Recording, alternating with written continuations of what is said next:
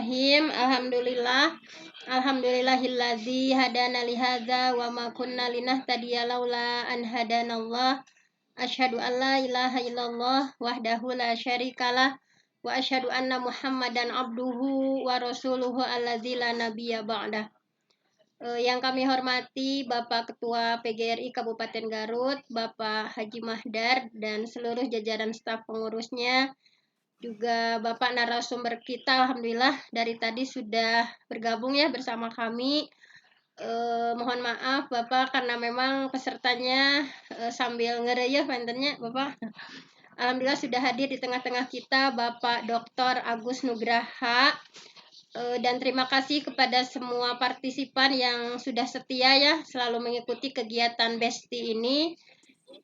Alhamdulillah puji dan syukur kita panjatkan kehadirat Allah yang mana dalam kesempatan kali ini kita semua masih diberi nikmat iman, nikmat Islam, nikmat sehat sehingga kita semua bisa tolab ilmu ya dalam majelis yang mudah-mudahan mendapatkan berkah dari Allah Subhanahu wa taala. Mudah-mudahan di bulan Ramadan dengan kegiatan Besti yang berkah saum dengan tolab ilmu ya dengan tolabul ilmi, mudah-mudahan ini adalah sebagai sarana dibimbingnya kita semua untuk dimudahkan ke surganya Allah, seperti yang pernah saya katakan bahwa man salaka thoriqan, barang siapa yang menempuh jalan, yaltamisu fihi ilman, menempuh jalan untuk mencari ilmu, sahalallah lahu bihi thoriqan ila jannah. Sahalallah, pasti Allah akan memudahkan lahu baginya bihi dengan mencari ilmu itu thoriqan ila jannah, jalan ke surganya Allah. Mudah-mudahan di momen Ramadan yang bulan berkah ini kita semua dapat mengisinya dengan kegiatan yang lebih mendekatkan diri kepada Allah. Dan dalam kesempatan kali ini kita untuk Besti kali ini dalam sesi THR ya, THR yang pada tahu THR teh naon aremut keneh teu tausiah hikmah Ramadan ya. Jadi ada THR tausiah hikmah Ramadan yang pada kesempatan kali ini nama atau temanya adalah Fadilah Iktikaf yang akan disampaikan oleh narasumber hebat kita yaitu Bapak Dr. Agus Rahmat. Haturan damang Bapak.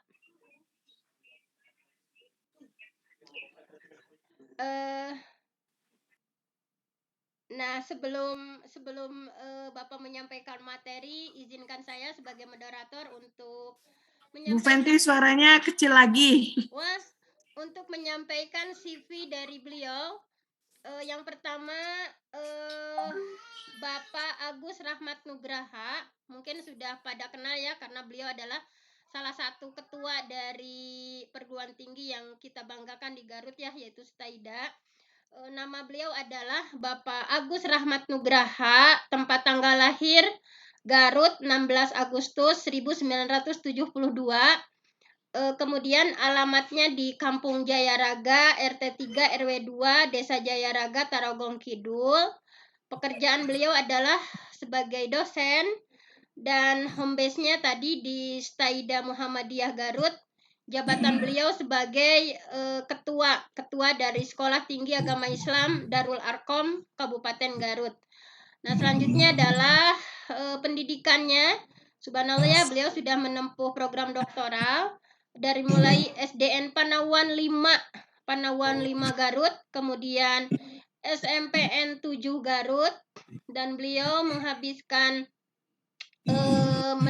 pendidikan menengahnya di MAN 1 Garut, dan strata satunya di UIN Sunan Gunung Jati Bandung. Kemudian S2-nya subhanallah ya, beliau itu memang pembelajar atau pencari ilmu sejati ya. Beliau menempuh jenjang magisternya di 2 sekolah tinggi. Yang pertama di S2 UPI Bandung, kemudian di S2 UIN Sunan Gunung Jati Bandung, dan meraih gelar doktoralnya di S3 UIN Sunan Gunung Jati Bandung. Nah, alhamdulillah sangat menginspirasi kita semua ya dalam hal semangat mencari ilmunya. Kemudian organisasi beliau itu adalah Sekretaris Pimpinan Daerah Muhammadiyah Garut, berarti Bapak Sekjennya PD Muhammadiyah Garut, Bapak ya.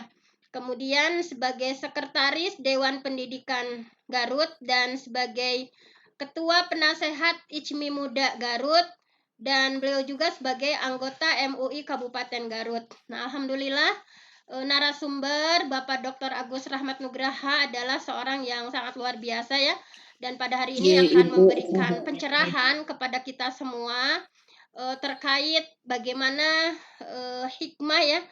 hikmah dari iktikaf yang merupakan salah satu syariat yang masih minoritas orang mengerjakannya ya Pak. Jadi oleh karena itu mungkin dalam momen Ramadan kali ini yang sebentar lagi kita akan menghadapi 10 hari terakhir yang mana disunahkan untuk melakukan iktikaf, tetapi masih sedikit sekali orang yang mampu melaksanakannya. Oleh karena itu pada kesempatan kali ini Bapak akan memberikan targib kepada semuanya ya. Dan nanti bagaimana misalkan kalaupun para pekerja mungkin tidak bisa melakukan, kalau dalam kaidah usul fikih ada ma la yudraku kulluh la yutraku kulluh. Ketika kita misalkan tidak bisa full melakukan iktikaf secara keseluruhan, nah nanti mungkin Bapak akan memberikan tips-tips kepada kita semua bagaimana misalkan ya, yang syukur-syukur kalau yang sudah mampu konsisten istiqomah melakukannya ya selama 10 hari terakhir. Tapi misalkan ada hal lain misalkan yang bisa dilakukan oleh kita semua. Mungkin hanya itu sebagai pengantar, waktu dan kesempatan saya berikan sepenuhnya kepada Bapak Dr. Agus Rahmat Nugraha. Kepada beliau kami persilahkan. Mangga Bapak.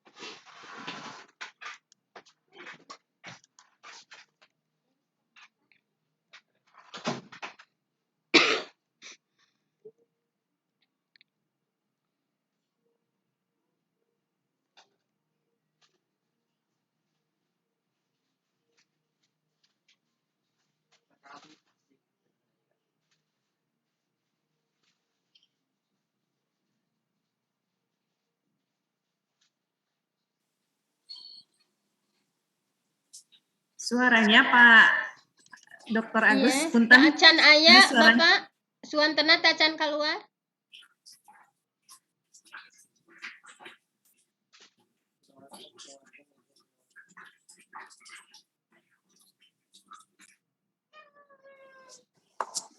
Keluar. Atau saya.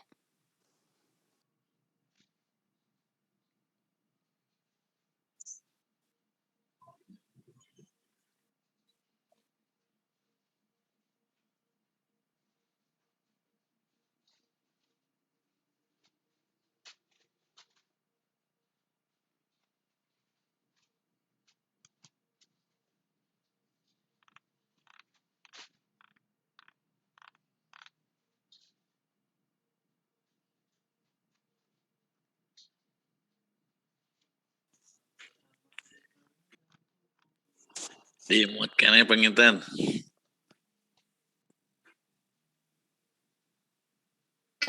Tadi saya keluar suantena ada. Menuju di dangdasan sekedap penginten Bapak Ibu harap bersabar. Mute mungkin Bu, atau gimana ya? Sinyal atau? Itu lagi diperbaikin itunya Bu.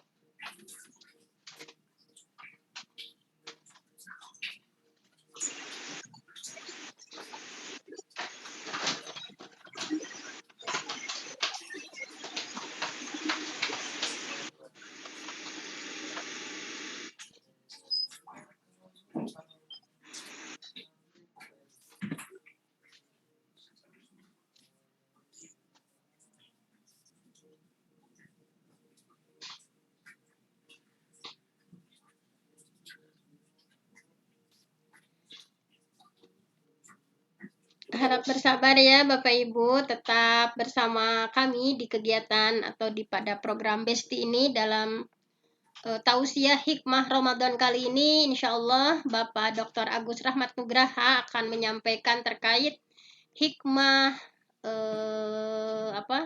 iktikaf. Jadi akan memberikan motivasi ya kepada Bapak Ibu semua untuk, walaupun perempuan juga sebetulnya ada ya syariat iktikaf itu para istri Rasul pun mencontohkan gitu ya. Nah, mungkin nanti akan dikupas tuntas oleh Bapak Dr. Agus Rahmat Nugraha di 10 hari terakhir. Sebetulnya itikaf itu kan nanti bagaimana mencari Lailatul Qadar gitu ya, taharrau, bahwa kita disuruh mencari oleh Allah Lailatul Qadri gitu ya, dengan mencari Lailatul Qadar khususnya mungkin di 10 hari terakhir di bulan Ramadan, insya Allah akan dikupas oleh Bapak Ketua Staida ya, Bapak Dr. Agus Nugraha, yang saat ini mungkin itunya ya, suaranya sedang diperbaiki terlebih dahulu. Assalamualaikum. Waalaikumsalam. Atas ayah Bapak, atas ayah. Terus saya mangga tuh Yos abdi ngangge HP-nya punya. Oh, mohon. Mangga Bapak, Mangga Ibu. Orang Kendala kawitan. teknisnya Bapak. Iya, Mohon, apunten. Mangga Asal orang biasa kawitan. Bapak Bu. dilajang. Lajang. Assalamualaikum warahmatullahi wabarakatuh. Waalaikumsalam. Alhamdulillahirabbil alamin. Wal aqibatu lil muttaqin wala udwana illa 'alad dzalimin. Asyhadu an la ilaha illallah wahdahu la syarikalah wa asyhadu anna Muhammadan abduhu wa rasuluh. Amma ba'du fa ya ayyuhal hadirun usikum wa iyaya bitaqwallah wa ta'atihi la'alakum turhamun. Puji dan syukur kita panjatkan kehadirat Allah Subhanahu wa taala bahwa pada hari ini saya bisa bersilaturahim dengan keluarga besar PGRI Kabupaten Garut. Oleh karena itu, saya mengucapkan terima kasih atas penghargaan. Ini yang untuk kedua kalinya Bu Fenty. Di tahun kemarin saya pun bisa bersilaturahmi pada bulan Ramadan, dan pada bulan Ramadan ini pun saya bisa bersilaturahim dengan keluarga besar, guru-guru saya di PGRI Kabupaten Garut. Bapak Ketua PGRI, Pak Kiai Haji Mahdar yang sangat saya hormati, guru saya, sepuh saya, dan seluruh pengurus PGRI, Bapak Ibu, dan berkhusus moderator Ibu Fenty, rekan yang hebat, ibu-ibu yang hebat, ibu-ibu yang punya kecerdasan di atas rata-rata, dan saya bangga dengan Ibu Fenty. Mudah-mudahan Ibu Fenty segera menyelesaikan doktornya dan menjadi salah satu tauladan bagi kita sekalian guru-guru di Kabupaten Garut. Baik Bapak Ibu sekalian, pada kesempatan hari ini saya harus menyampaikan sesuatu yang betul kata Bu Fenty tadi, bukan sesuatu yang sangat familiar, terutama familiar dalam aspek amaliyah kita, yaitu itikaf. Tetapi materi ini ketika disampaikan oleh sepuh saya Pak Depatur Rahim bahwa saya harus menyampaikan fadilah tentang itikaf, bagi saya ini sebuah pembelajaran yang luar biasa. Bagi saya pun diingatkan kembali tentang sesuatu yang menjadi sunnah dalam aspek ubudiyah kita, tetapi kadang-kadang ini kita anggap enteng dan anggap sepele. Padahal tentu kita mafhum bersama bahwa jika pelaksanaan ubudiyah yang bernilai sunnah, maka ketika dilaksanakan di bulan Ramadan kan nilainya berubah menjadi yang fardu atau yang wajib. Oleh karena itu sesuatu yang menurut saya ini adalah hikmah yang hilang dari kaum muslimin pada sebagian besar, maka hikmah yang hilang itu harus kita ambil lagi, kita cari lagi sebagai khajanah dan kekayaan kita, sehingga apa yang kita lakukan dalam bulan Ramadan ini jadi semuanya dapat kita laksanakan detil dan rinci, bahkan hal-hal yang kita lupakan kita kembalikan. Mudah-mudahan ini juga menjadi kembalinya kebangkitan Islam dengan menghadirkan kembali itikaf sebagai bagian dari amal-amal kita sekalian.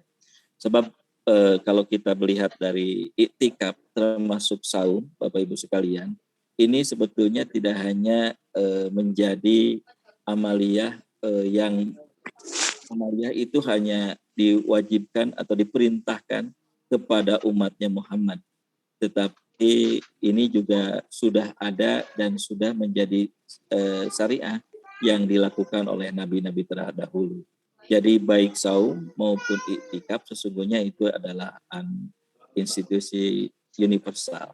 Jadi sesuatu yang universal yang dilakukan juga pada umat-umat terdahulu. Dan kita tahu saum itu adalah satu bentuk kegiatan yang itu diwajibkan bagi kita dan diwajibkan pula pada umat-umat terdahulu sebelum kita sekalian. Itikaf pun sama Bapak Ibu sekalian. Jadi kegiatan itikaf itu juga sudah ada pada kegiatan yang dilakukan oleh Nabi Ibrahim dan Nabi Ismail. Bapak Ibu bisa nanti mengkonfirmasi di dalam surat Al-Baqarah 125. Maka Bapak Ibu nanti bisa memperdalam apa yang dibahas, dijelaskan dalam surat Al-Baqarah 125 itu. Tetapi sebelum masuk ke itikaf, izinkan saya memberikan kilasan sedikit saja tentang saum ini. Sehingga nanti itikaf itu urgensinya menjadi sangat penting. Dan mudah-mudahan fadilahnya seperti yang di tema ini dapat kita raih. Baik Bapak Ibu sekalian, bahwa saum ini memiliki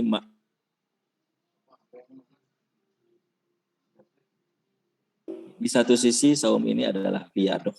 Saum ini adalah latihan kita. Walaupun bertahun-tahun kita lakukan, ternyata latihan itu perasaan kita belum cukup Bapak Ibu sekalian. Jadi masih ada perasaan masih kurang, masih belum maksimal, masih belum optimal. Oleh karena itu latihan ini adalah latihan yang tidak berhenti. Oleh karena itu di sisa-sisa setelah Ramadan berakhir, maka kita ketemu lagi dengan bulan Ramadan berikutnya bahwa latihan itu pun tetap dilakukan pada saum-saum yang sifatnya sunnah. Nah ini saya kira yang perlu kita jadikan perhatian penting bahwa riyadah bagi Islam itu adalah satu metode yang membedakan Islam sebagai agama, Islam sebagai ilmu, dan Islam sebagai filsafat. Nah, salah satunya adalah jawabannya pada metodenya. Metode agama itu adalah riyadah, dilatih, diulang-ulang, dan itu pengulangan itu sampai kapan? Sampai akhir hayat menjemput kita. Oleh karena itu tidak ada berhenti, never ending proses. Bahkan dalam kaitan kita sebagai pendidik, never endingnya bukan sekedar proses, tapi never ending improvement. Jadi tidak berhentinya kita memperbaiki diri dalam bentuk latihan ubudiyah ini. Nanti apa maknanya barangkali ketemu di akhir. Yang kedua, Bapak Ibu sekalian, saum ini adalah juga mujahadah. Satu bentuk perjuangan yang isyaratkan tentang juhudnya kita, kesungguh-sungguhannya kita, dan keseriusan kita untuk mengabdi kepada Allah Subhanahu wa Ta'ala. Jadi kita sebagai abdi Allah diuji, salah satunya dengan saum ini. Di saum ini walaupun kita punya keutamaan yang banyak, tetapi justru perjuangannya juga tidak pernah berhenti. Kalau misalnya tentang itikaf kan ada orang yang musolah begini, itikaf apa perbedaannya itikaf di zaman Rasulullah dengan zaman kita? Ya sama, menggunakan 10 hari terakhir. 10 hari terakhirnya Rasulullah di masjid, 10 hari terakhirnya umatnya itu di pengkolan kan gitu Bu ya. Jadi saya kira ini juga sebuah sebuah bentuk perjuangan yang luar biasa.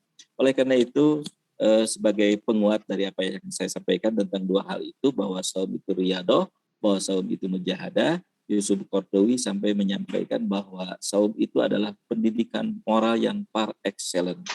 Par excellence itu adalah sesuatu nilai di atas mumpuni, di atas unggul, yaitu par excellence. Atau dalam bahasa agamanya adalah madrasah mutamayyijah. Jadi sebuah targhib dari sebuah tarbiyah yang betul-betul mengasah kepekaan moral kita. Jadi tidak sekedar hadirnya moral, tapi pekanya moral kita sampai ke tulang sumsum terdalam kita, sampai kepada jiwa kita. Bagaimana kita dihadirkan menjadi hamba yang peka secara moral. Ini adalah satu nilai yang menurut saya buah hasil dari sesuatu yang dikatakan sebagai par excellence tadi.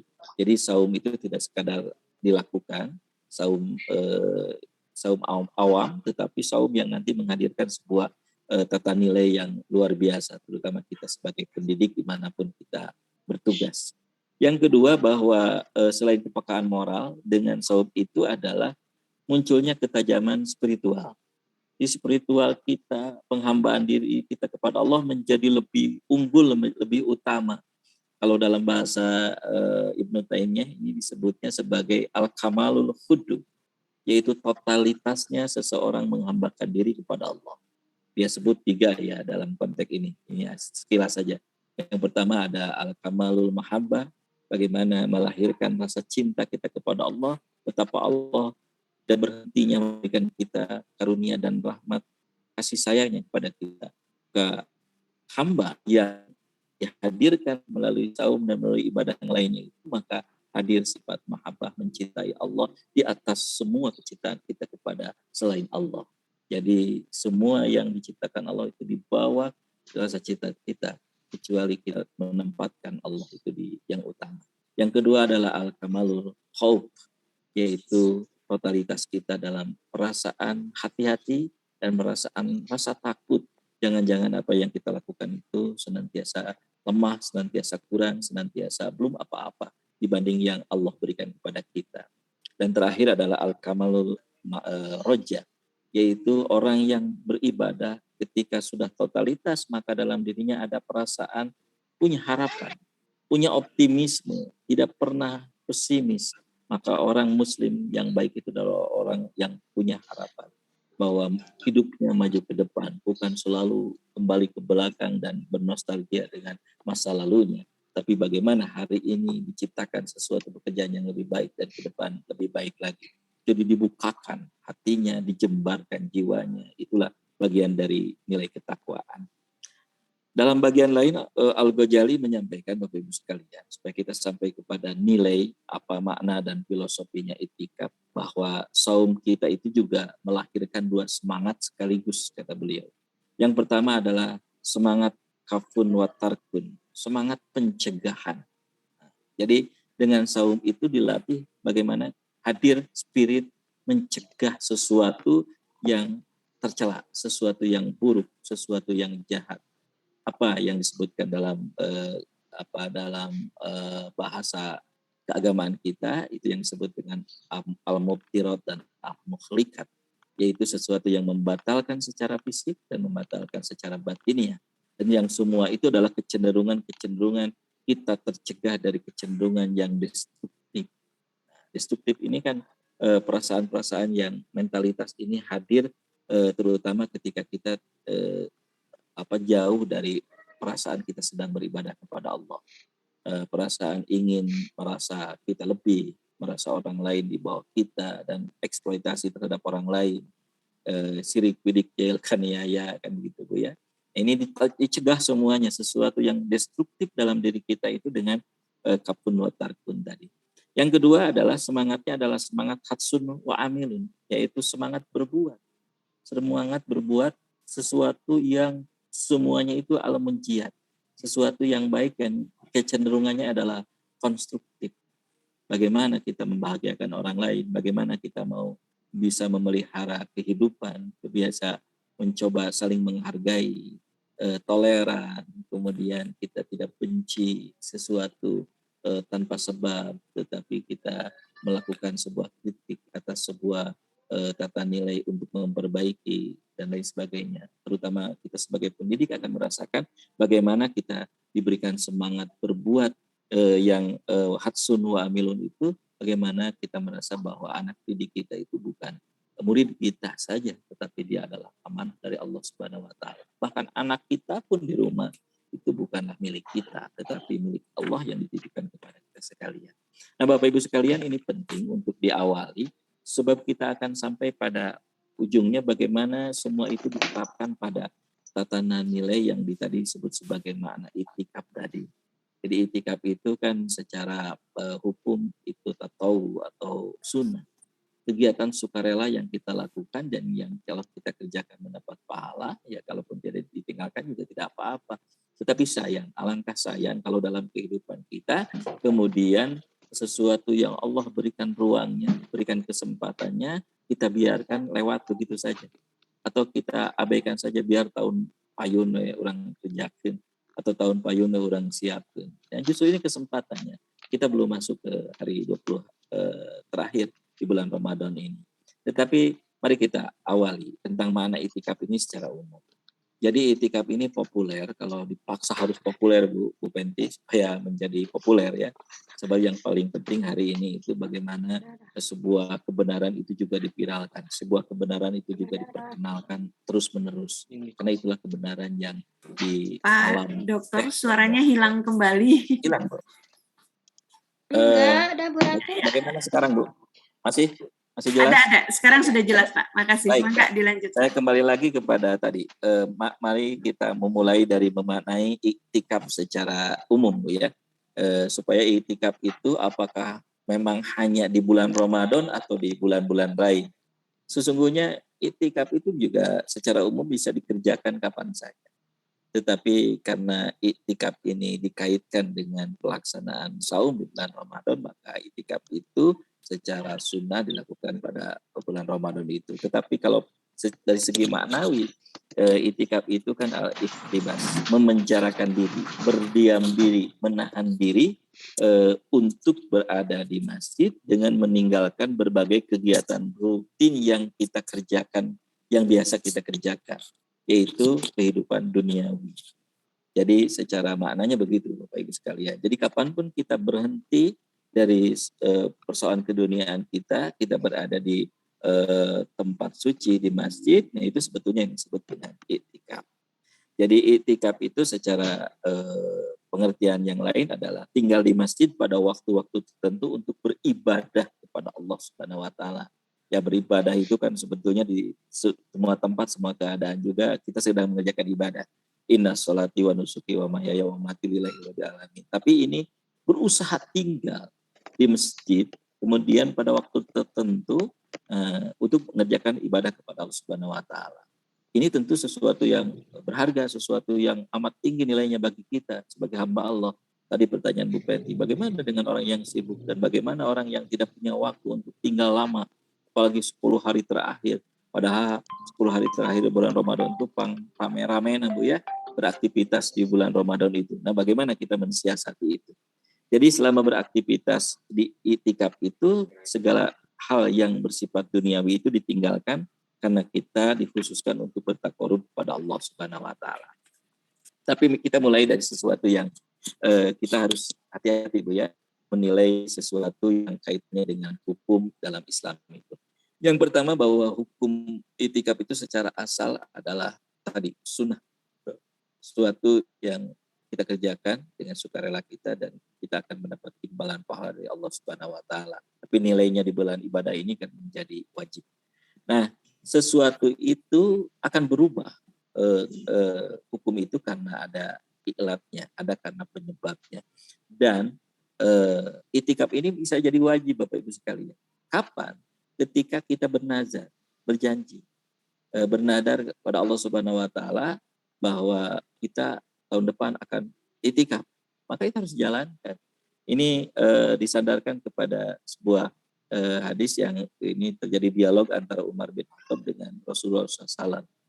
Ya Rasulullah, kata Umar bin Khattab, bahwa saya itu sudah bernadar akan iktikaf di satu malam.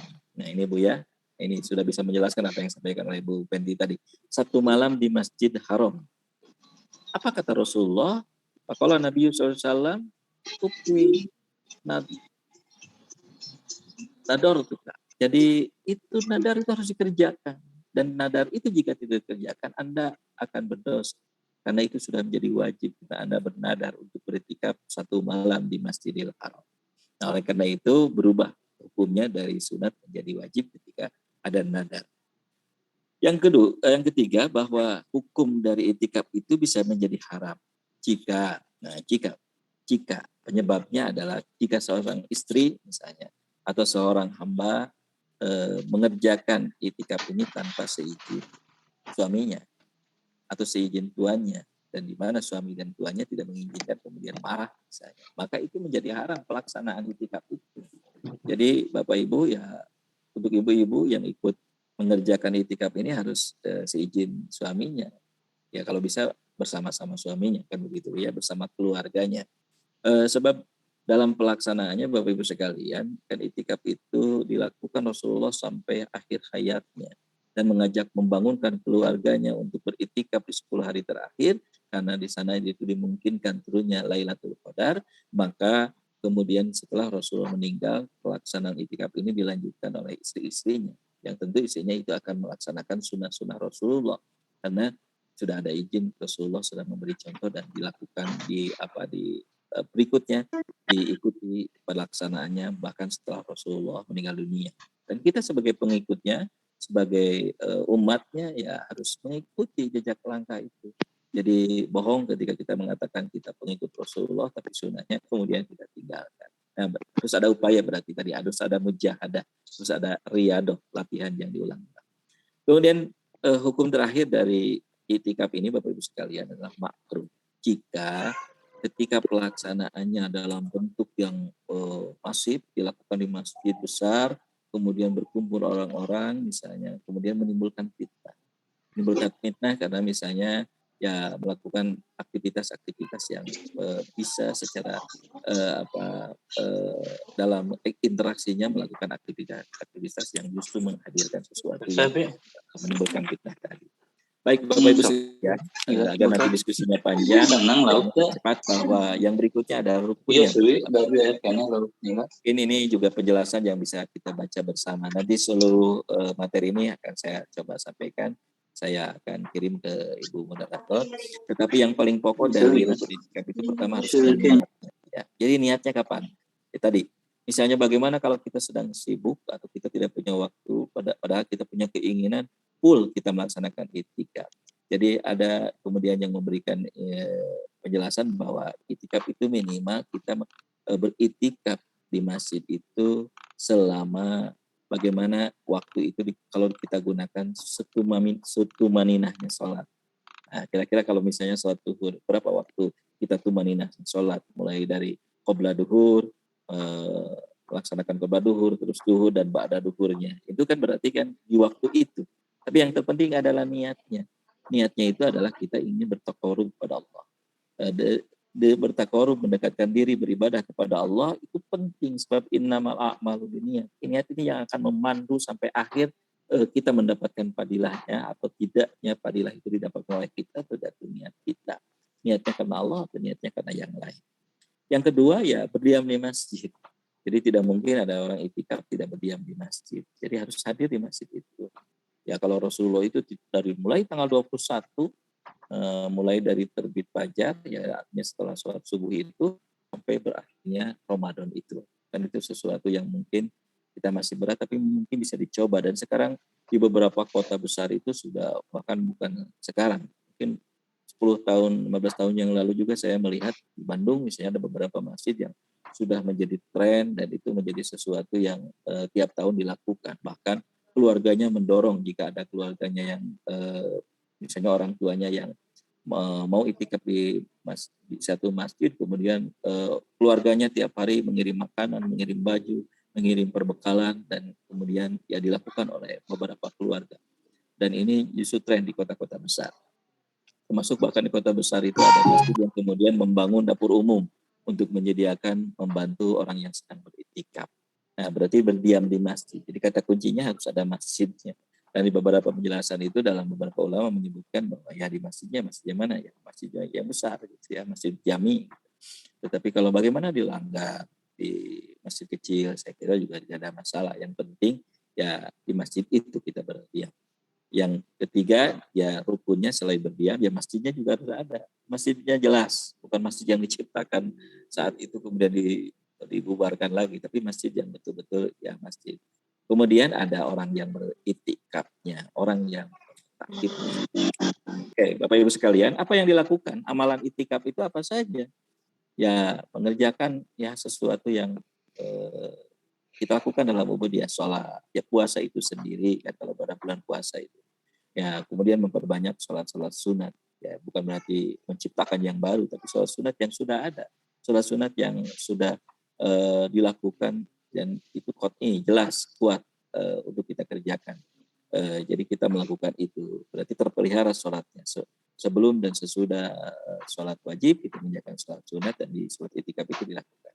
Kemudian juga tadarusnya ya bisa tadarus Quran, bisa tadarus yang lain, tadarus itu dengan tadarus ya mungkin tadarus hadis, tadarus ilmu-ilmu keislaman dan lain sebagainya dibaca saja kemudian dalam bagian akhir saya sebut ada kajian Islam bisa didiskusikan, bisa ditanyakan kepada ahlinya dan di beberapa masjid yang saya sebut tadi sudah banyak orang yang menyediakan juga orang yang membantu memandu itikaf itu sehingga diskusinya ada ahlinya. diskusinya bukan ya orang dengan orang yang tidak punya pemahaman keagamaan ini. Diperlukan orang yang memahami itu supaya terpelihara kebenaran itu. Kemudian berzikir, berdoa, ya bertobat. Doa apa yang sering Rasulullah tunjukkan dalam dalam itikaf itu? Diperbanyak doa-doa, yaitu supaya diberikan ampunan dari Allah. Allahumma innaka afun karim tuhibbul afwa. Ya Allah yang Maha Pengasih, yang berikanlah ampunan bagi kami semuanya. Jadi Allah yang Maha Pengampun, berikanlah ampunan kepada kami semuanya. Ini dilakukan dengan penuh kekhusyuan. Oleh karena itu bentuk-bentuk kegiatan inilah yang kemudian memalingkan seolah-olah aktivitas-aktivitas duniawi. Sebab ada beberapa Bapak Ibu sekalian dalam itikaf yang full, itikaf yang panjang itu bahkan untuk hal-hal yang sebetulnya perlu kita lakukan juga perlu ditinggalkan. Ada ayat hadis yang menyatakan bahwa bahkan untuk melawat jenazah saja ketika beritikaf itu bisa ditinggalkan karena itu kan fardu kifayah, bisa dikerjakan oleh orang lain. Menengok yang sakit ketika kita sedang full misalnya, ya kita tinggal hanya mendoakan misalnya. Kemudian aktivitas-aktivitas lain yang bisa kita nanti lakukan di waktu yang lain, bisa kita nantikan, ya itu bisa ditinggalkan. Jadi aktivitas-aktivitas itu bahkan ya suami istri tidak boleh berjima selama melaksanakan itikaf itu, dan aktivitas-aktivitas lain yang bisa mengganggu. Nah, Bapak Ibu sekalian, kita sampai kepada ujungnya. Apa goalnya dari itikaf itu? Apa tujuannya? Ini sebelum diskusi Bapak Ibu sekalian. Yang pertama bahwa dengan itikaf itu kita bisa membangun kedekatan dan kebersamaan dengan Allah. Sehingga kita menjadi sangat persis tahu bahwa kita itu butuh Allah. Bahwa kita itu memerlukan kedekatan karena kita seringkali melupakan. Bahkan kita banyak melupakan. Bahkan mungkin saja banyak orang yang lulus karena diberikan banyak rezeki, atau banyak juga yang gugur karena tidak dibagikan rezeki. Sesuai nama nganglut, sesuai nama kulutus, sesuai nama merasa tidak diperhatikan. Nah, dengan itikaf itu kemudian kita merasa ada kedekatan, bertaqarrub, mendekatkan diri kepada Allah dengan melaksanakan perintahnya, menjauhi larangannya, dan menangkap irsadahnya, menangkap petunjuk-petunjuknya Allah. Karena kita dalam keheningan, dalam suasana batin yang betul-betul mengosongkan diri dari persoalan-persoalan duniawi, kita akan merasakan bagaimana dekatnya dengan Allah. Nah, itu dengan doa, dengan bertobat, dengan mengkaji sesuatu yang bisa bernilai bagi kita sekalian. Kemudian yang kedua adalah membangun komitmen pengabdian dengan segala jiwa dan hati. Nah, ini supaya tadi totalitas kita mengabdi kepada Allah itu menjadi terbangun kembali. Komitmen itu kan perlu ditagih. Komitmen itu perlu ditanyakan ulang, perlu di-recheck kembali, perlu diperbaharui. Sebab boleh jadi iman itu kan naik turun. Maka ketika itikaf itu komitmen itu dibangun kembali. Komitmen itu dikuatkan kembali. Benih-benih iman itu dikumpulkan kembali. Ilmu-ilmu tentang pengetahuan agama, tentang keimanan itu juga dikumpulkan. Dan amal itu kemudian kita perhatikan. Berapa banyak amal soleh kita. Kemudian kita berpikir di sana. Berapa amal-amal yang baru kita lakukan. Pantaskah kita di hadapan Allah dan seterusnya.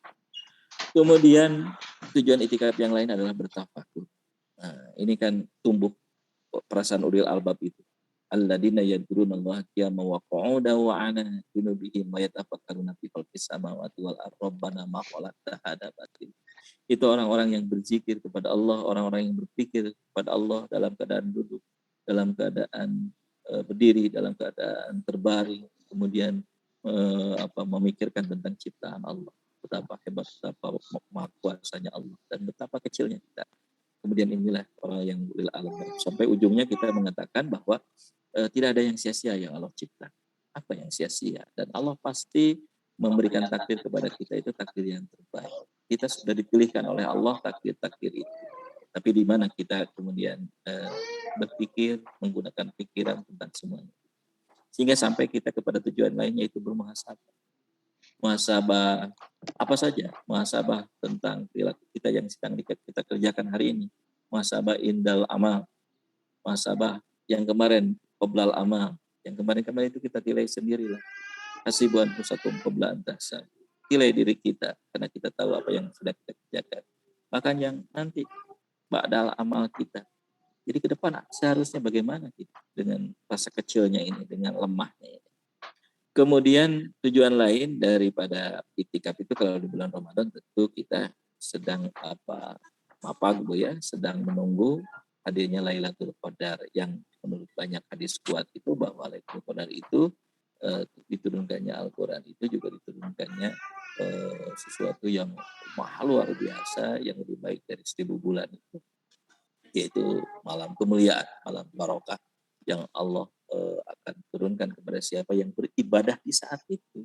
Maka kalau di masjid itu kan kondisinya tercipta, internalisasinya sedang dibangun, dan kita sudah tidak memikirkan yang lain. Maka ketika Lailatul Qadar itu, maka dijemputnya di tempat yang baik.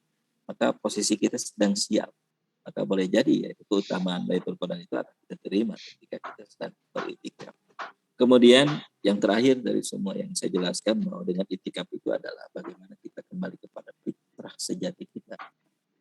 Maka dilihat dalam surat Ar-Rum 30 ayat 30. Wa'akim wajhaka lid-din hanifan Allahi fataran nasa la tabdila li khalqillah alladzi dinul qayyim walakin aktsarun nasi la ya'lam. Jadi fitrah kita itu bertauhid, fitrah kita itu adalah pengabdi pada Allah, fitrah kita itu adalah hamba yang beriman. Tetapi oleh pengaruh yang lain kita selalu akan berubah dalam perilaku dan tindakan. Walaupun fitrah itu tidak akan tabdila li khalqillah, tidak akan berubah fitrah itu, ditutupi oleh apapun, oleh mekanisme sistem apapun, oleh bentuk ideologi apapun, sebenarnya tidak akan tergantikan. Itu sebab itu adalah ad-dinul qayyim, agama yang lurus, agama yang benar. Walaupun di ujung kalimat itu Allah memberikan satu pernyataan yang membuat kita harus berpikir, walakin aktsarun nasi la ya'lamun. Hanya sedikit orang yang memikirkan data. Hanya sedikit orang yang ingin mengetahui kedalaman dari aspek fitrah itu. Jadi oleh karena itu Bapak Ibu sekalian, ujung dari itikaf itu adalah bagaimana kita kembali kepada titik semula, yaitu kita kembali ke fitrahnya. Oleh karena itu sangat sayang jika itikaf ini yang Allah berikan kesempatan dengan usia yang ada bagi kita, kalau kita tidak memanfaatkan. Ya, dengan kesibukan apapun di 10 hari terakhir itu, mari kita manfaatkan di sela-sela kesibukan itu. Ada satu waktu, 2 waktu, dan banyak waktu untuk kita gunakan. Pada siang hari, malam hari, sore hari, kapanpun itu. Untuk kita berdiam di masjid, mengingatkan diri untuk bertakwa kepada Allah. Mudah-mudahan dengan begitu ada keseimbangan, equilibrium antara keduniaan yang selalu kita kejar-kejar dengan keakhiratan yang pun kita kejar. Jika Rabbana atina fid dunya hasanah wa fil akhirati hasanah wa qina adzabannar itu terpenuhi dengan salah satunya melakukan itikaf. Barangkali Ibu Penti sebagai pengantar dari semua yang ingin saya sampaikan, demikian, mudah-mudahan ada manfaatnya. Jika ada yang perlu didiskusikan, maka selebihnya segala sesuatunya Bu Penti sangat lebih kompeten tentang ini. Beliau adalah seorang ulama perempuan yang luar biasa menurut saya. Begitu saja Bu Penti, mudah-mudahan berkenan, dan sekali lagi terima kasih kepada Bapak Ibu guru yang tergabung di pagi hari ini. Mudah-mudahan Bapak Ibu guru memberikan pencerahan untuk umat bangsa dan anak-anak bangsa untuk kemajuan kita di masa depan. Terima kasih. Billahi taufiq wal hidayah. Assalamualaikum warahmatullahi wabarakatuh. Alhamdulillah ya, teriring doa jazakallah khairan kepada Bapak Ustadz Dr. Agus Rahmat Nugraha yang sudah menyampaikan tentang begitu panjang lebar ya tentang fadilah i'tikaf. Nah, untuk selanjutnya walaupun sudah dijelaskan secara gamblang tadi ya tentang fadilah i'tikaf, bahwa ketika kita tidak bisa full misalkan seperti yang disunahkan Nabi 10 hari ya, berdiam diri di masjid, tetapi mungkin sebagian ulama madhab Ustaz ya tadi memperbolehkan misalkan kayak seperti sejam 2 jam, atau kita punya waktu beberapa waktu gitu ya, untuk mengazamkan diri atau meniatkan untuk berdiam diri di masjid dengan melakukan ritual-ritual ibadah seperti yang tadi Ustaz sampaikan. Nah, baik, selanjutnya akan dibuka sesi pertanyaan. Di sini sudah ada beberapa yang mengacungkan tangan ya. Yang pertama, gimana Pak Ade? Bisa didahulukan sebentar. Oh, Bapak Ade lah. Saya bertanya, Mangga. bertanya. Mohon maaf ya, itu nanti Bu Ade Sopatin atau Pak Ade Sopatin dan yang lainnya kita berikan waktu untuk Pak Ade Fatur Rahim terlebih dahulu. Mangga Bapak. Monggo silahkan Pak Ade. Maaf ya kepada semua ini, karena barangkali saya pertama ingin mengucapkan terima kasih ya kepada Pak Ustadz, Pak Dr. Agus, atas nama panitia. Jazakallahu khairan katsiro. Bapak telah bisa hadir, bisa menghadiri acara ini dan bisa berbagi ilmu dengan kami. Jadi sekali lagi kami atas nama panitia kami ucapkan terima kasih yang sebesar-besarnya. Kemudian yang kedua ada pertanyaan saya barangkali. Yang pertama pertanyaannya tadi kalau durasi itikaf itu sudah ada, sekarang ada yang mengatakan bahwa itikaf itu harus di masjid jami. Di ukurannya kalau di kampung itu masjid yang dijadikan sebagai tempat ibadah Jumat. Itu bagaimana? Jadi apakah betul harus selalu di masjid jami tempatnya? Kemudian yang ketiga tadi ada seiring berkembangnya zaman, waktu, ya, bahwa katakanlah ada semacam itikaf dikemas, katakanlah ada semacam oleh takmir masjid, ya,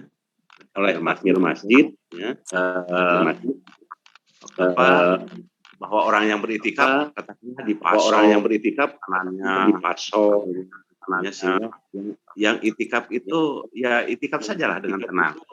Adapun kebutuhan hajat dan sebagainya itu ditanggung oleh orang yang tidak beritikaf. Nah ini Pak Ustadz bagaimana itu hukumnya? Gitu.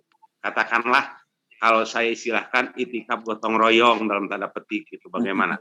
Terima kasih Pak Ustadz. Assalamualaikum warahmatullahi wabarakatuh. Waalaikumsalam. Ustadz mau langsung satu-satu saja, nggak ditampung saja? Mana? Mangga pada ditampung kumaha Ibu moderator abi mangiringan. Atau pilih aya Nurada Sami dua heula we, Ustadz? Mangga.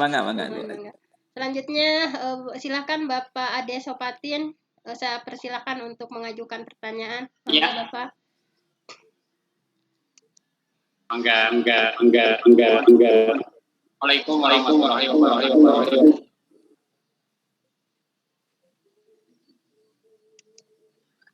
Silakan. Ya. Pada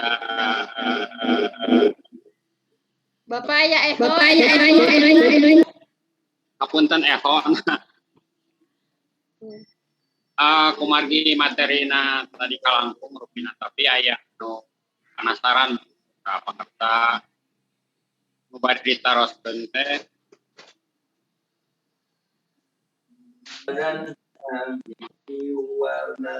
taros teh sarasawiosna panginten batasan itikaf maksud teh waktosna jam sabaraha anu kadua saupamina pada itikaf misalkan sim kuring teh ngajak anu tadi ayo urang itikaf nahan teu kalabat ria tanapi kumaha gitu atau nuhun. Assalamualaikum warahmatullahi wabarakatuh. Waalaikumsalam. Baik, Ustadz sudah ada 2 pertanyaan dari duo Pak Ade ya. Mangga Ustadz di Mangga Ibu. Atau nuhun.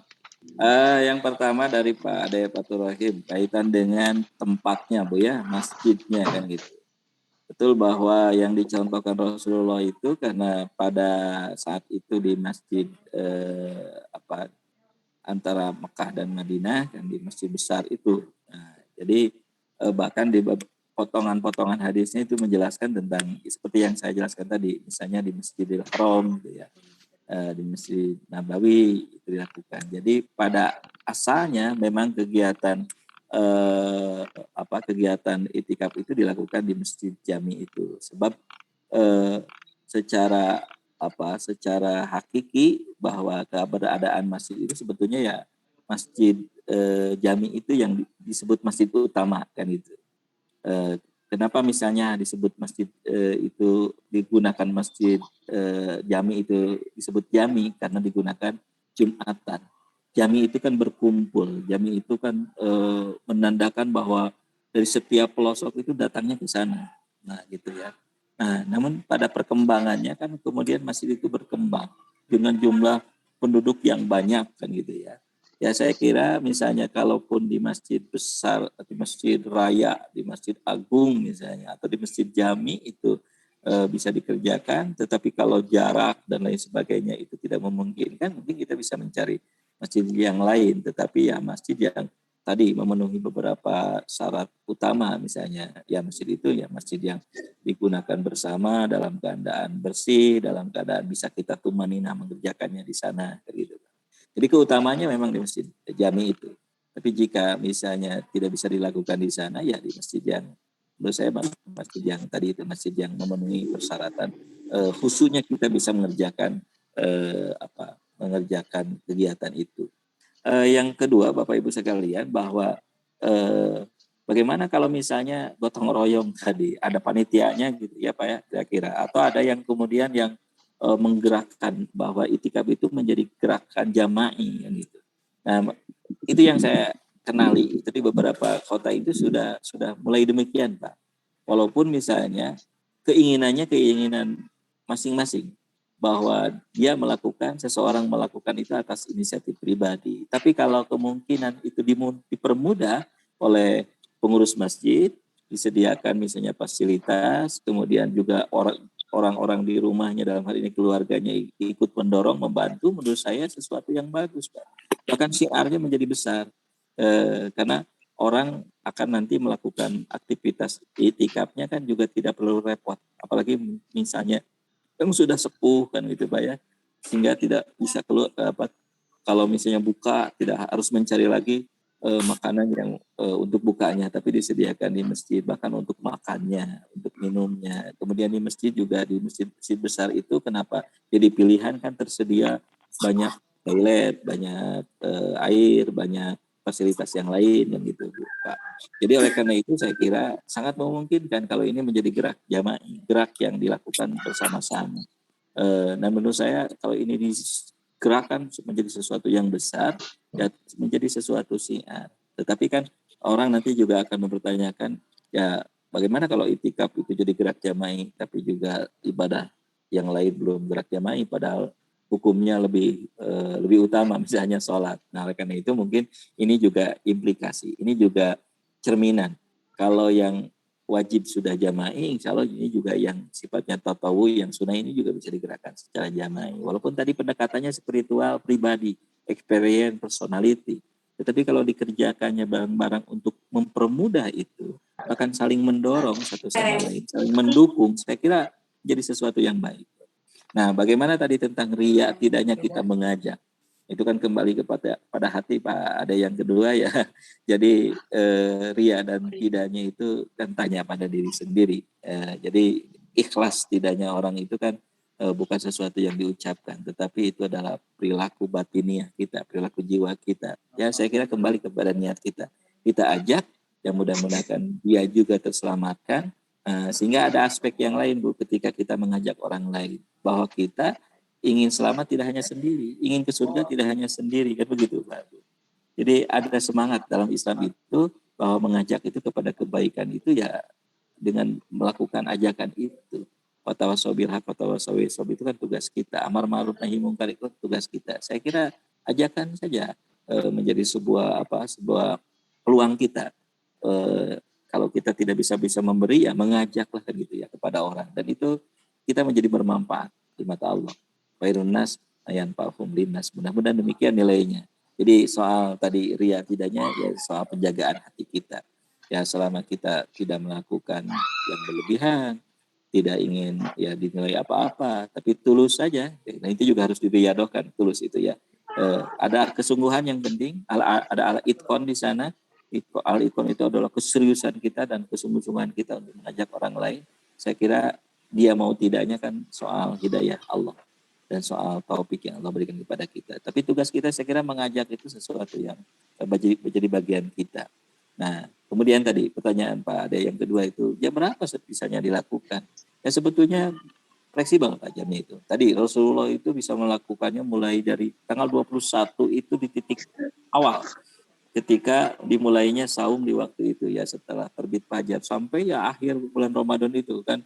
Itu yang full Bu ya, itu yang ideal, itu yang dicontohkan Rasulullah. Tapi mungkin sebagian kita belum, bahkan menurut saya tidak akan mungkin bisa semampu itu misalnya bisa melakukannya pada waktu yang lain misalnya pada taraweh misalnya sampai subuh kan bisa dilakukan dalam keheningan itu sehingga kita bisa konsentrasi di sana atau pada waktu-waktu sholat setelah pada sholat kita niatkan saya mau itikaf dari duhur ke asar misalnya ketemu di asar sudah sampai cukup di sana masih mau dijalani ya niatkan kembali bahwa kita sampai maghrib misalnya kan gitu ya sehingga aktivitas itu bisa dilakukan kalau yang mulai berlatih melakukan riyadhah ya bertahap saja menurut saya Pak. Waktunya mangga terserah sebab kan kita tidak tahu turunnya Lailatul Qadar itu jam berapa pada malam hari kah pastikah mutlak sebegitu atau yang mana atau fadilah dari Allah tentang keutamaan pahala itu datangnya jam berapa kan kita juga tidak tahu. Jadi sesungguhnya Bapak sekalian kita bisa ad-dinu yusrun, agama itu memudahkan kita sekalian. Sebab nanti kalau diukur jam, nanti kan kita bentrok dengan jam kerja kita Pak. Kalau kita misalnya diwajibkan dari jam sekian, nanti kita juga ya kita harus menyesuaikan dengan kondisi kita. Ibu-ibu misalnya tos izinan ku suaminya tapi gaduh murang kali alit, nah kan itu menyesuaikan waktunya Bu ya. Nah oleh karena itu saya kira ya dilatihkan itu semua. Jadi sekali lagi Bapak Ibu sekalian, secara awal, hukum awalnya itu kan kegiatan pribadi untuk kita bertakarub kepada Allah. Tetapi kalau kita mau mengajak orang lain, menurut saya juga sesuatu yang luar biasa, sesuatu yang baik ketika kebaikan kita dibagi kepada orang lain. Mudah-mudahan ini menjadi rasa tanggung jawab kita dalam keberagamaan. Intan surullah yang surkum dengan mengajak orang lain sehingga wayusabit akdamakum Allah menguatkan kita dan saudara-saudara kita. Jadi di sini Bu harus Bapak harus ada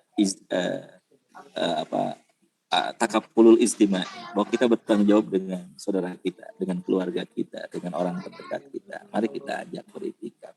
Ya bertahap menurut saya. Demikian kira-kira Bu yang dapat saya kuatkan dari masukan dari Bapak Ade tadi. Ya. Atur nuhun. Sami-sami Pak. Alhamdulillah ya sudah terjawab 2 pertanyaan dari Pak Ade Fatur Rahim dan Pak Ade Sofatin. Nah selanjutnya di sini di kolom chat sudah ada Ustadz pertanyaan dari mohon maaf Bu Ratu ya ini ke kolom chat terlebih dahulu. Ini dari Pak Indra ya, Pak Indra. Saya akan bacakan pertanyaan dari Pak Indra. Bismillah, izin bertanya, apakah Lailatul Qadar hanya bisa didapat dengan iktikaf di masjid? Bagaimana iktikafnya orang yang sedang dalam tugas berjaga? Misalnya bagaimana iktikafnya orang yang sedang tugas berjaga atau bagi perempuan yang sedang berhalangan. Mohon maaf apabila ini sudah terbahas karena tadi terlambat ikut kajiannya. Itu pertanyaannya dari Bapak Indra. Digabung aja Bu Fenty, saya juga hampir sama kok. Oh digabung ya? Boleh, mangga Bu Ratu. Assalamualaikum Pak Ustadz. Saya ingin bertanya, kalau untuk perempuan itu iktikaf di masjid itu hukumnya apa? Kemudian apa ada aturan-aturan tertentu? Apakah sama dengan iktikafnya untuk para ikhwan gitu? Atau akhwat memang punya aturan tersendiri? Mohon penjelasannya. Makasih banyak. Assalamualaikum. Assalamualaikum. Mangga Ustaz. Mangga, baik. Bapak Ibu sekalian, Lailatul Qadar itu tidak ada yang tahu. Rahasia. Sebab kalau tahu nanti kita menunggu di waktunya, gitu Bu ya.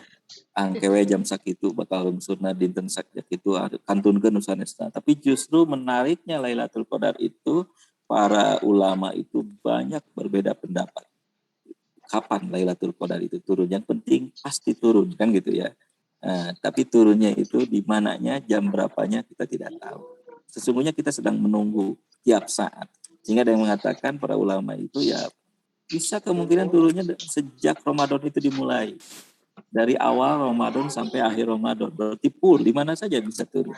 Nah yang kedua, ada yang mengatakan ya paling banyak itu ya di 10 hari terakhir.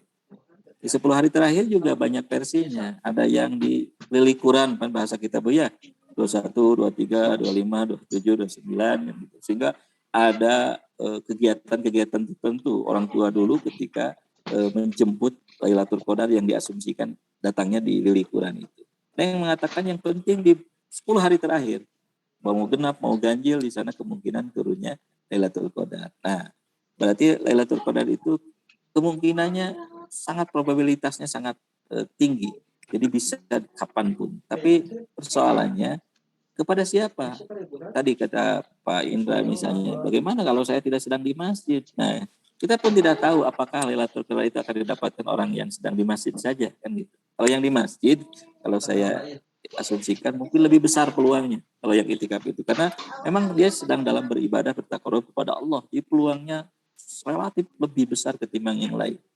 Ya, ini kalau lihat dari pemaknaan tentang itikaf dan ibadah-ibadah lainnya, karena kita berada di tempat suci, di tempat yang mustajabah, tempat yang akan hadirnya hidayah di sana dan pertolongan dari Allah. Tetapi ulama yang lain mempunyai kebijakan yang menurut saya menenangkan kita, bahwa Lailatul Qadar itu akan diterima oleh orang-orang yang sedang ibadah. Nah, begitu Bu. Kalau yang sedang ibadah, peluangnya menjadi lebih besar kepada kita, baik di masjid maupun di tempat lain, itu tempat tugas misalnya. Ya, apalagi yang tugasnya itu sampai bahkan di takbiran itu tidak bisa pulang ke rumah kan gitu. Saya kira manfaatkan setiap momen di bulan Ramadan itu kita beribadah kepada Allah, baik ibadah mahdoh kita maupun gairah mahdoh kita, muamalah duniawi ya. Yang penting hayatuna tuluha ibadah, kita sedang beraktivitas beribadah kepada Allah. Maka bagaimana caranya kita memanfaatkan Ramadan itu semuanya diisi oleh ibadah kita kepada Allah. Niatnya kita sedang bertakarub kepada Allah, sehingga kan kita lebih tenang, ada peluang yang banyak tentang kemungkinan kita akan mendapatkan peluang mendapatkan Lailatul Qadar itu. Jadi tidak ada misalnya kisi-kisinya dari Rasulullah tanggal sekian, enggak Pak. Kisi-kisinya hanya ya digambarkan dalam sebuah hadis bahwa ketika Lailatul Qadar misalnya suasananya begini begitu kan, misalnya ada angin yang sepoi-sepoi, ada cuaca yang dingin tidak, ya, mengenakan gitu. Kan kita perasaannya juga mungkin di setiap waktu tertentu kita merasakan itu. Sehingga bagaimana buktinya orang dapat Lailatul Qadar itu secara ragawi memang tidak bisa dibedakan yang sudah mendapatkan atau yang tidak. Tapi dalam kondisi batiniah yang sebetulnya akan menjawab kita merasakan ketenangan yang lebih, misalnya kita mendapatkan kehusuan yang lebih, kita merasa ada rasa empati yang lebih kepada orang lain dan seterusnya. Oleh karena itu saya kira semua berpeluang yang sama tentang itu.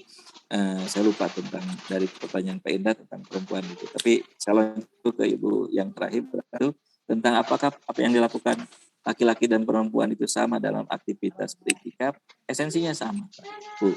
Tetapi tadi bagi seorang istri ya wajib harus ada izin dari suaminya. Nah, tapi kalau dengan suaminya berarti sudah berizin kan gitu. Atau misalnya suaminya saja, istrinya harus tinggal di rumah kan bisa jadi begitu. Karena itu mungkin hanya itu tiketnya untuk bisa selamat kita melakukan aktivitas itikaf, ibadah itikaf itu. Tapi pelaksanaan yang seluruhnya sama saja. Jadi kita berdiam di masjid itu dengan sengaja, dengan waktu tertentu, dengan niat tertentu, dan kita mencoba meninggalkan aktivitas-aktivitas yang biasa kita lakukan. Berapapun jumlah waktunya tadi, mau full 10 hari terakhir, bahkan mungkin lebih dari itu, atau mungkin hanya berjam-jam, hanya berhari-hari, atau diselang-selang, enggak. Yang penting bahwa kita punya maksud bahwa kita beritikaf di masjid itu. Jadi ibu-ibu dan bapak-bapak sana. Nah itu penting dari pertanyaan yang di awal Pak Ade. Kalau tidak difasilitasi kan ibu-ibu, kalau yang tidak terbiasa berjamaah di masjid kan tidak ada tempat, Bu ya. Nah kalau misalnya ada panitianya, ada DKM-nya yang punya apresiasi tentang itu kan mungkin disediakan untuk ibu-ibu di halangan panitia ibu-ibu sehingga ibu-ibu beraktivitasnya dengan khusyuk kan gitu. Yang penting ibu-ibu dan bapak-bapak tidak boleh campur di sana, Bu. Nanti masa sarangan banget. Tapi ketika beraktivitas tidak ada aktivitas yang mencoba tadi menimbulkan fitnah. sesonoan misalnya di aktivitas itikaf itu kan mengganggu orang lain, Bu. Nah itu kan bisa jadi persoalan, jadi bisa jadi makruh, mungkin jadi ketika melakukan jima di sana kan jadi haram hukumnya. Oleh karena itu ya tadi gerakan pribadinya dilakukan laki-laki dan perempuan prinsipnya sama. Jadi semua berpeluang untuk melakukan ini. Termasuk tadi saya baru ingat nih Pak Indra itu, bagaimana kalau perempuan yang sedang berhalangan ya tidak melakukan aktivitas ibadah kan gitu. Ya, tapi kan ketika perempuan datang haid, menstruasi kan itu ada dalam panguningan Allah kan gitu, dalam kekuasaan Allah, bukan ciptaan kita Pak, bukan keinginan kita ya. Bahwa perempuan itu misalnya dalam 1 pekan, dalam 5 hari terhalang tidak melakukan aktivitas ibadah, itu kan maunya Allah. Oleh karena itu insya Allah Allah tidak akan memberi beban yang melebihi kapasitas kita. Jadi mungkin ya peluangnya setelah kita bersih, setelah perempuan itu kembali lagi suci. Kalau misalnya bagaimana yang nih baru melahirkan, apakah terhalang dengan itu? Ya saya kira Lailatul Qadar itu karena rahasia Allah yang Maha tahu kepada siapa diberikannya dan kapan diberikannya. Nah, oleh karena itu juga bagi perempuan tadi Bu ada sedikit informasi tambahan. Bagi yang head ya tidak usah, yang tidak suci nggak usah ikut itikaf. Bahkan yang nifas yang masih mengeluarkan darah setelah melahirkan juga karena itu juga tidak suci ya bertahan dulu. Nanti ya setelah beres segala urusan itu setelah suci maka kembali ke masjid itu melakukan aktivitas yang sama dengan bapak-bapak yang tadi. Kira-kira hanya sebagai tambahan saja Bapak Ibu sekalian yang saya sampaikan, sekali lagi menjawab dari pertanyaan Bapak Ibu sekalian dan memberikan sesuatu yang penegasan bahwa itikaf ini adalah sesuatu yang mari kita upayakan. Kata Bu Peti tadi, ini belum viral, ini belum banyak dilakukan. Ayolah, orang ngawitan, ya tadi bertahap, jangan disekalikan. Kata hak bahaya Bu ya. Pilih kapok, kadang-kadang kan gitu. Jadi tidak usah berlebihan. Ya bertahap saja 1 jam, 1 hari. Mudah-mudahan kesananya kita bisa bertahap. Jadi sore Ibu tadi rahana nama kue, namun kita punya Ibu rumah atau Abi kedah nyiapin itu dan ininya ya. Saya kira bertahap. Kira-kira demikian Bu Penti. Ya. Di sini sudah ada beberapa pertanyaan di kolom chat. Gimana ini? Dibacakan lagi, Ustaz? Masih ada waktu? Mangga, Bu. Terus ya. Ya, mungkin yang ini semua di chat aja Bu ya. Oh ya. Nah, ini saya sudah ada beberapa pertanyaan walaupun sebagian sudah dijawab sebetulnya. Ini kita bacakan dulu ya dari Bapak Iwan Nurmansa. Izin bertanya, bagaimana tandanya kalau kita sudah mendapatkan malam Lailatul Qadar? Bisa ada tanda-tandanya enggak kalau seseorang itu udah dapat Lailatul Qadar katanya. Kemudian ada pertanyaan juga dari Ibu Harniati. Assalamualaikum, mohon izin bertanya, apakah untuk perempuan bisa intikaf di rumah?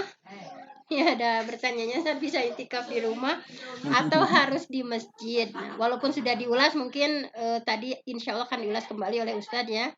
Nah, kemudian yang terakhir ini dari SDN 4 Talaga Wangi ya.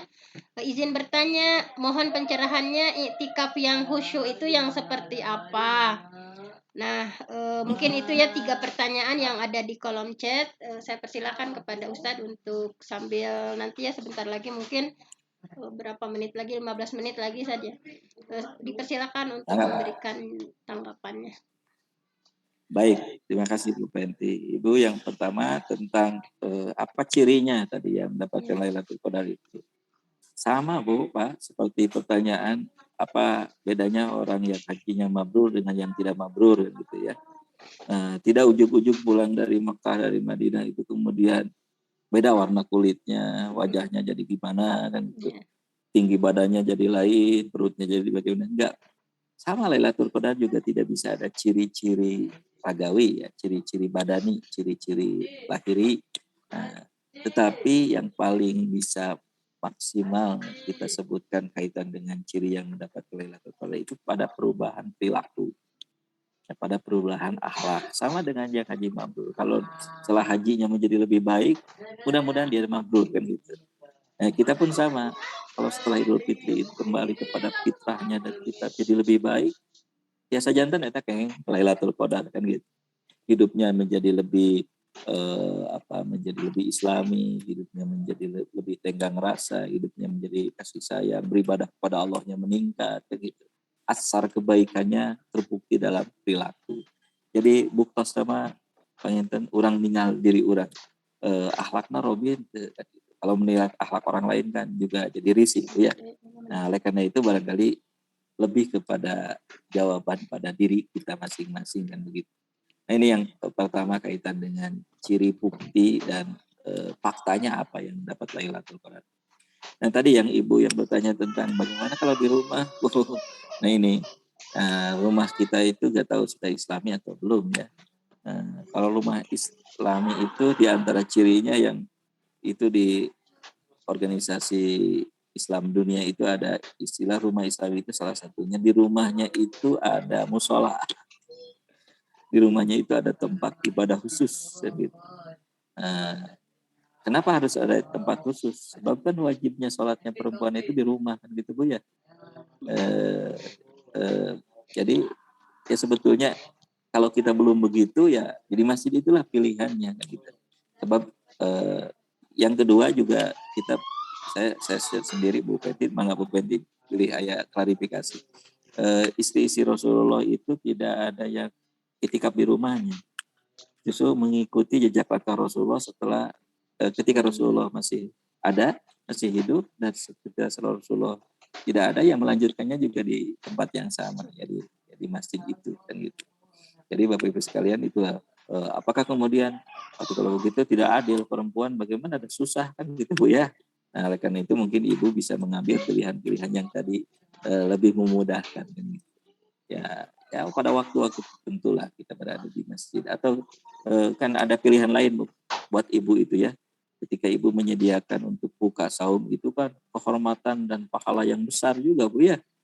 Ya berarti kan suaminya itikaf, ibunya menyediakan orang yang beritikaf, Pak Ade tadi kan sama pahalanya besar kan gitu ya. Kalau tidak bisa misalnya berdiam diri karena kedua barangkali pakai akun dan di bumi masing-masing kan bisa melakukan aktivitas yang lain. Jadi Bapak Ibu sekalian, ini bukan soal pilihan, tapi bagaimana barangkali membagi fungsi kita. Karena ibu-ibu mungkin ada keterbatasan pada aspek-aspek tertentu.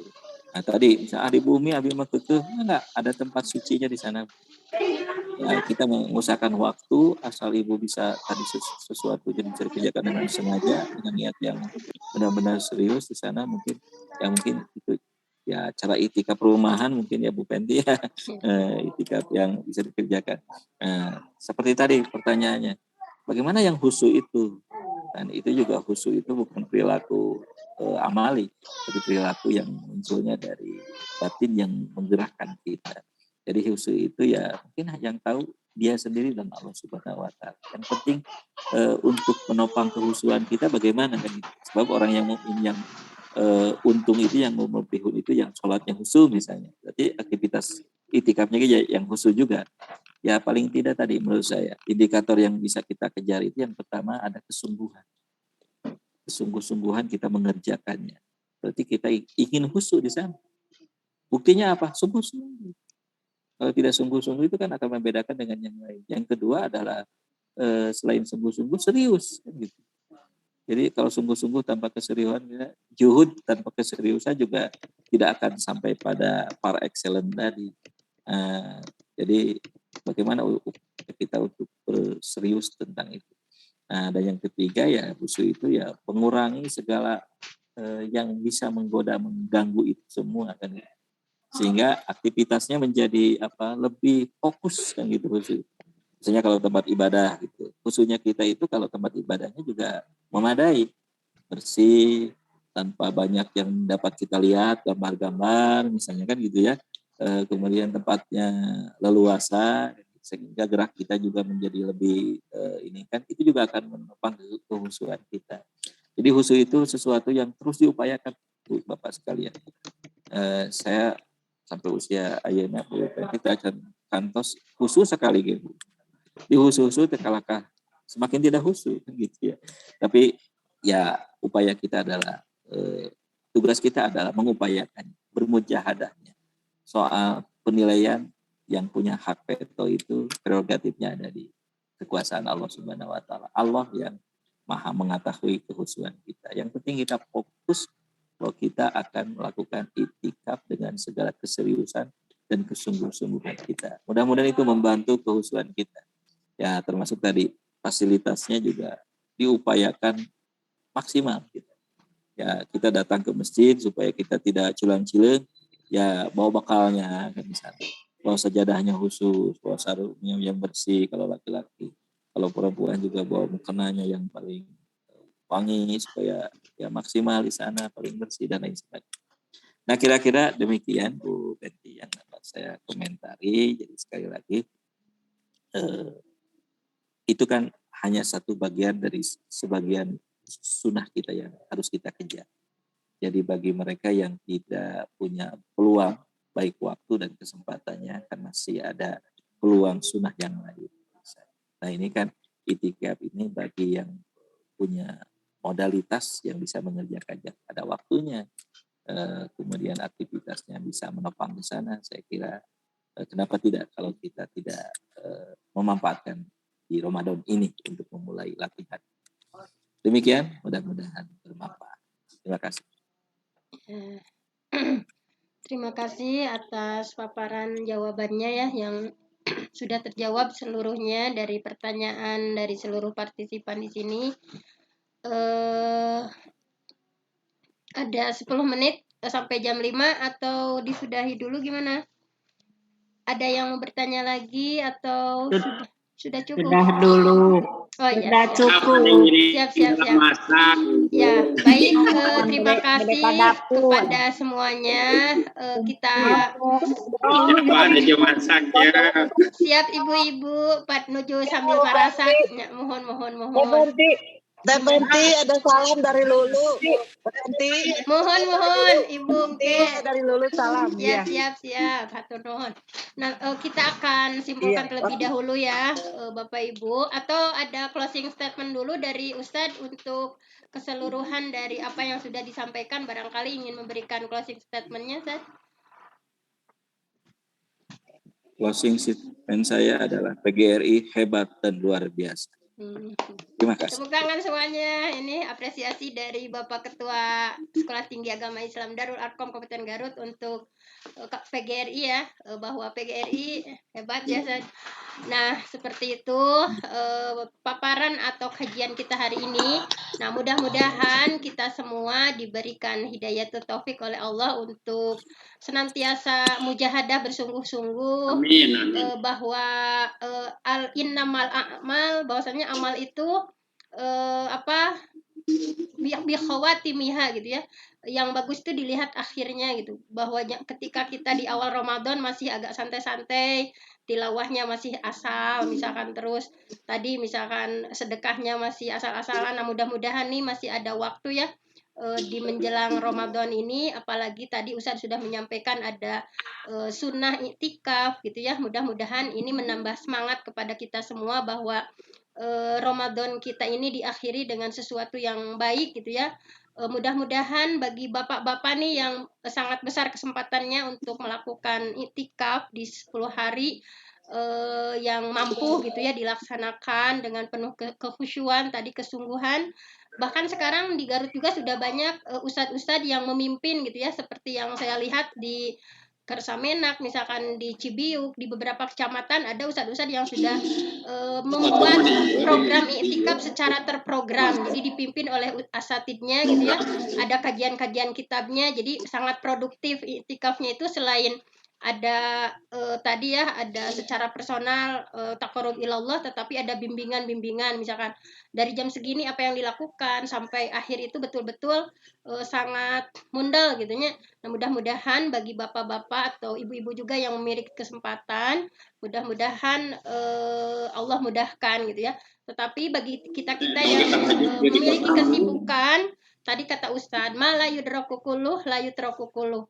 Apa yang tidak bisa kita lakukan secara maksimal, mudah-mudahan kita bisa melakukannya walaupun hanya dengan sejam 2 jam atau dalam sehari, atau sehari itu misalnya dari 10 hari itu sehari di tanggal 21-nya di malam-malam ganjilnya, atau kalau tidak bisa di malam-malam ganjil dari 10 itu misalkan beberapa hari kita fokuskan, kita buang ya hubud dunia kita, cinta dunia kita, sementara fokus berkholwat kepada Allah, fokus taqarrub ilallah. Nah, mudah-mudahan semuanya dimudahkan sesuai dengan kemampuan masing-masing, dan mudah-mudahan apa yang sudah dipaparkan oleh Bapak Dokter ini memberikan targib kepada kita semua. Kita ingin lebih dekat lagi dengan Allah, lebih dekat lagi dengan Allah dengan apapun itu caranya gitu saja. Tadi dengan banyak kata Ustadz tadi, walaupun kita belum dimampukan dalam hal ini, masih banyak jalan sunnah-sunnah yang lain yang untuk kita lebih dekat lagi pada Allah.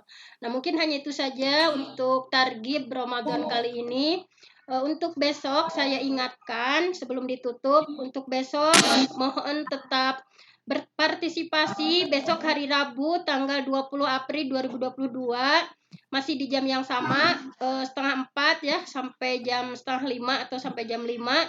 Untuk pemateri besok Bapak Haji Yayat Rasidi MPD, ngobor ya, ngabuburit obrolan organisasi dengan tema pengembangan kepemimpinan keorganisasian, dan moderator untuk besok Bapak Angga SPD. Nah, terima kasih atas kebersamaan hari ini. Mudah-mudahan Allah memberikan hidayah taufik kepada kita semua, dimudahkan untuk melakukan berbagai kebaikan. Allahumma inni as'aluka fi'lal khairat wa tarkal munkarat. Ya Allah, kami memohon semuanya untuk dimudahkan melakukan berbagai kebaikan, dan kami memohon untuk dimudahkan meninggalkan berbagai kemunkaran. Terima kasih sekali lagi kepada Bapak Dr. Agus Rahmat Nugraha sebagai dosen saya ya sewaktu S1 di Musadadiyah. Terima kasih Ustadz, bingah pisan tiasa tepang deui, hatur nuhun elmuna. Dan juga terima kasih kepada semuanya. Mungkin hanya itu saja, kita cukupkan sampai di sini. Aku qauli hadza wa astagfirullah li wa lakum. Wassalamualaikum warahmatullahi wabarakatuh. Waalaikumsalam. Mohon dipoto heula sana Bu, dipoto heula. Mangga dibuka on kamera, mangga. Baik. Siap, 1, 2. Sudah, 3. Sekedap. Ada 3 slide, Bu. Oh iya, ada 3 slide Bu Ratu. Sebentar, ini baru slide 1. Sekedap. Abah Ade diantos digor, Abah Ade sopatin. Siap. Atur nuhun. Ya. Sekarang Diantos digor. slide kedua. Rios. Kedua. 1, 2, 3. Oh, hiji D-nya sekedap.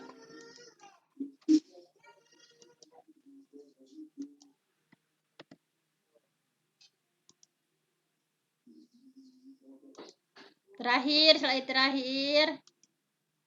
1, 2, 3. Tos. Atur nuhun sadayana. Mangga, assalamualaikum. Waalaikumsalam warahmatullahi. Atur nuhun Pak Agus, Pak Dr. Agus. Izin ditutup roomnya ke semua Bapak Ibu, sampai ketemu lagi besok di jam yang sama.